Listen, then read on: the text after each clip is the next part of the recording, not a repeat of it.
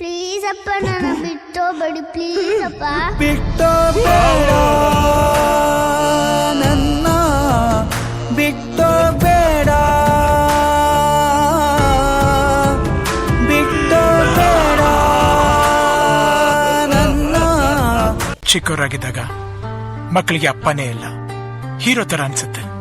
ಬೇರೆಯವ್ರ ಅಪ್ಪಂದ್ರನ್ನ ನೋಡಿದ್ಮೇಲೆ ಎಲ್ಲರ ತರನೇ ಸ್ಪೆಷಲ್ ಏನೆಲ್ಲ ಅನ್ಸುತ್ತೆ. ತಮ್ಮ ಸ್ವಂತ ನಿರ್ಧಾರಗಳನ್ನ ಅಪೋಸ್ ಮಾಡಿದಾಗ ಅವಾಯ್ಡ್ ಮಾಡೋಣ ಅನ್ಸುತ್ತೆ. ತಮ್ದು ಅಂತ ಜೀವನ ಶುರು ಮಾಡಿ ಫ್ಯಾಮಿಲಿ ಕ್ಯಾರಿಯರ್ ಅಂತ ಸಿಕ್ಕಾಕೊಂಡಾಗ ಅಪ್ಪ ಏನು ಅಂತ ಅರ್ಥ ಆಗುತ್ತೆ. ಆಗ ಓಡೋಗಿ ತಪ್ಕೊಂಡು ಸಾರಿ ಕೇಳೋಷ್ಟರಲ್ಲಿ ಎಷ್ಟೊಂದ್ ಜನ ಅವ್ರ ಅಪ್ಪಂದಿರನ್ನ ಕಳ್ಕೊಂಡಿರ್ತಾರೆ, ಗಿಲ್ಟ್ ಅಲ್ಲಿ ಇರ್ತಾರೆ. ಆ ಗಿಲ್ಟ್ ನನಗೆ ಬೇಡಪ್ಪ.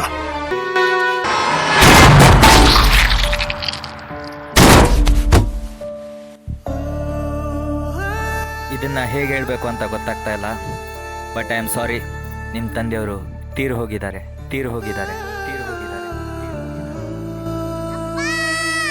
ಕೂಗಿ ಕೂಗಿ ಕರೆಯುತ್ತಿರೋ ಕಣ್ಣ ಹನಿಯ ದನಿ ಕೇಳದೆ, ಮಂಡಿ ಊರಿ ಮರುಗುತ್ತಿರೋ ಮನದ ನೋವು ಮನ ಮುಟ್ಟದೆ.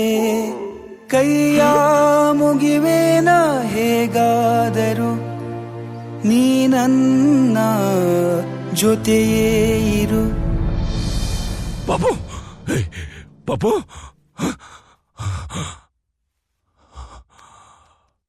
ಪಾಪು, ಪ್ಲೀಸ್ ಅಪ್ಪ, ನನ್ನ ಬಿಟ್ಟೋಗ್ಬೇಡಿ ಪ್ಲೀಸ್ ಅಪ್ಪ. ಬಿಟ್ಟೋಗ್ಬೇಡ ನನ್ನ, ಬಿಟ್ಟೋಗ್ಬೇಡ.